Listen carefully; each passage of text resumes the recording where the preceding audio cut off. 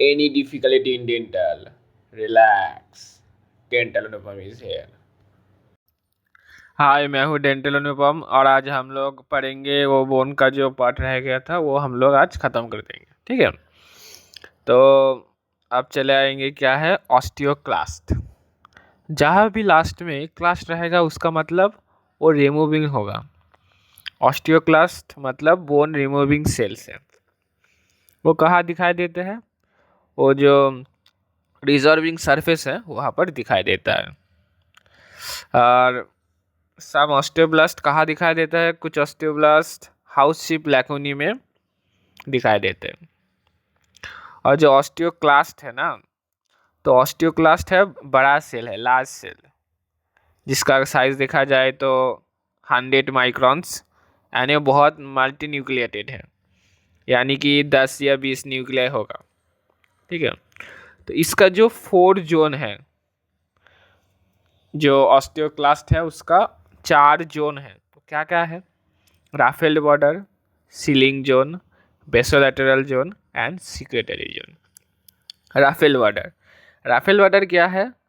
ये है जो ऑस्टियोक्लास्ट का पार्ट है जहाँ पर रीअब्जर्व होता है, रीअब्जर्प्शन माने बोन से, वही है राफेल बॉर्डर, मानी फिंगर लाइक प्रोसेस दिखाया जाता है जहाँ पर, ठीक है, एब्जर्व होने वाला है बोन में, वो हो गया राफेल बॉर्डर।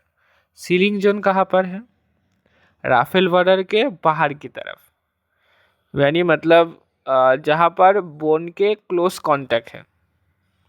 ठीक है, वो हो गया सीलिंग जोन। बेसोलैटरल जोन क्या है? बेसोलैटरल जोन उसके बाहर की तरफ है और वो क्या है? वो एक सिग्नल रिसीव करके, मतलब एडजेसेंट सेल से सिग्नल रिसीव करता है। ठीक है, कि बोन अब रिजर्व होने वाला है। ठीक है, ये ऐसा सिग्नल आ रहा है। सीक्रेटरी जोन, नाम से पता चल रहा है जहाँ पर सीक्रेस्ट होगा, मतलब जो रीअब्जर्व हो गया बोन का, अब वहाँ पर सीक्रेशन का लास्ट में जो जोन है वो है सीक्रेटरी जोन। ये हो गया पूरा ऑस्टियोक्लास्ट। अब हम लोग आ जाएंगे बोन मैट्रिक्स में। बोन मैट्रिक्स में क्या क्या है? बोन मैट्रिक्स एक इनऑर्गेनिक रहता है, ऑर्गेनिक रहता है। इनऑर्गेनिक में क्या है? इनऑर्गेनिक में है कार्बोनेटेड हाइड्रोक्सी एपाटाइट। ठीक है, और जो ऑर्गेनिक पोर्शन है उसमें कोलाजन है।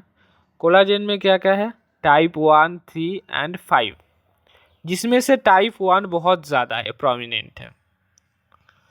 और नॉन कोलाजेनस को दिखा जाए तो नॉन कोलाजेनस में प्रोटियोग्लाइकन है और ग्लाइकोप्रोटीन में कुछ है, जैसे कि ऑस्टियोनेक्टिन, ऑस्टियोपोंटिन, ऑस्टियोकैल्सिन।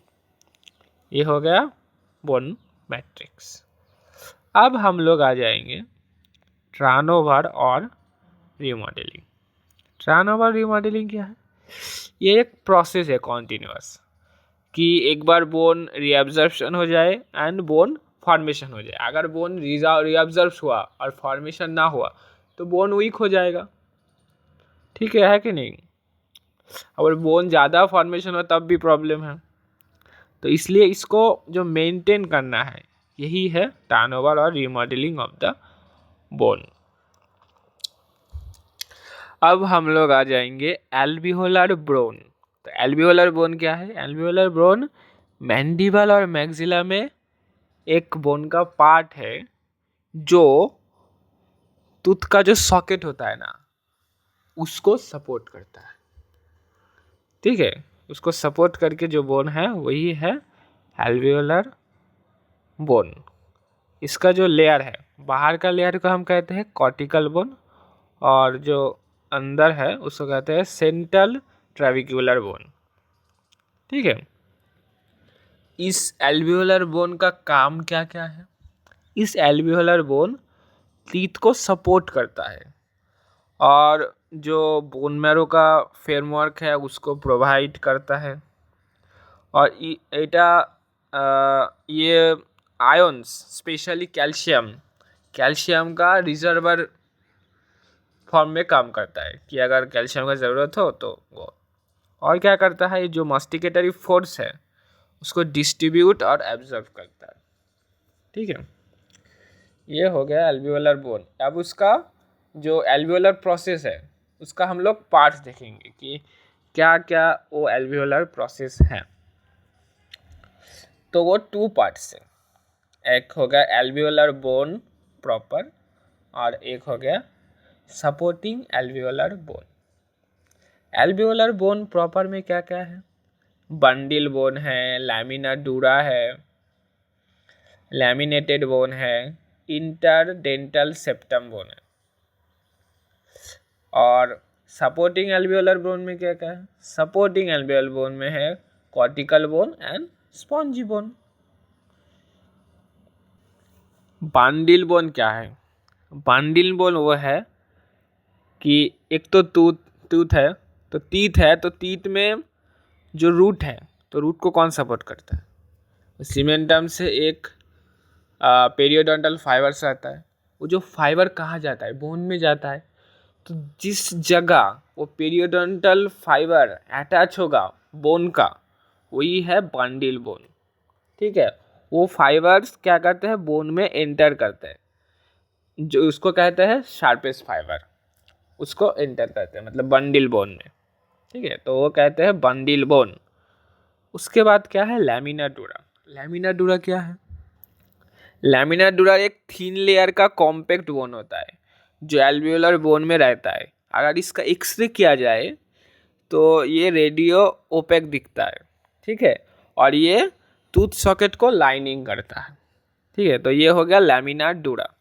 उसके बाद क्या है, लैमिनेटेड बोन। लैमिनेटेड बोन क्या होता है, वो बंडिल बोन के उसके आसपास एडजेसेंट में रहता है। ठीक है, उसको लैमिनेटेड बोन क्यों कहते हैं, उसलिए कहते हैं क्योंकि ये लैमिला कंटेन करता है। ठीक है, तो लैमिला क्या है, ये थीन प्लेट लाइक स्ट्रक्चर्स जहाँ पैरेलल रहता है, एक दूसरे के पैरेलल रहता है। जैसे कि हम पहले जो पढ़े थे ना, वो जो हैवर्शियन सिस्टम जिसके अंदर ऑस्टियो कैनालिकुलाई है और जो हैवर्शियन कैनाल है उसके अंदर क्या रहता है, नर्व एंड ब्लड वेसल्स रहता है। ठीक है, तो नर्व एंड ब्लड वेसल्स और पूरा सिस्टम जो रहता है और लैमिला रहता है, इसलिए इसको कहते हैं लैमिनेटेड बोन। उसके बाद हम लोग आ जाएंगे इंटरडेंटल सेप्टम। इंटरडेंटल सेप्टम क्या है, इंटरडेंटल इसका मीनिंग क्या है, दो टीथ के बीच एक सॉकेट दूसरा सॉकेट, उसके बीच मतलब वो जो दो सॉकेट को सेपरेट कर रहा है, कौन कर रहा है, इंटरडेंटल सेप्टम कर रहा है। इसमें क्या क्या रहेगा, इसमें कॉम्पैक्ट बोन भी रहेगा और कैंसिलस बोन भी रहेगा, और ये दो टीथ के बीच में रहता है बोन। ठीक है, अगर एक ही टीथ है, सपोज एक ही टीथ का 2 रूट है, तो एक ही टीथ का 2 रूट के बीच में जो रहेगा वो इंटर रेडिक्यूलर सेप्टम, क्योंकि वो 2 रूट के बीच रह रहे हैं और 2 टीथ के बीच रह रहे हैं, तो इंटरडेंटल सेप्टम। और उसके बाद हम लोग आ जाएंगे सपोर्टिंग एल्वियोलर बोन। इसमें 2 रीजन होगा, एक कॉर्टिकल और एक स्पॉन्जी। कॉर्टिकल में क्या है, कॉर्टिकल प्लेट है और स्पॉन्जी में वो इरेगुलर शेप मैरो स्पेस होगा। ठीक है, तो ये हो गया पूरा बोन, ये पूरा बोन हो गया। तो ये बड़ा क्वेश्चन भी आ सकता है बोन रिलेटेड पूरा, और सबसे ज़्यादा जो इम्पोर्टेंट है ऑस्टियोक्लास्ट वाला, बहुत इम्पोर्टेंट है। ठीक है, उसका जो जोन है।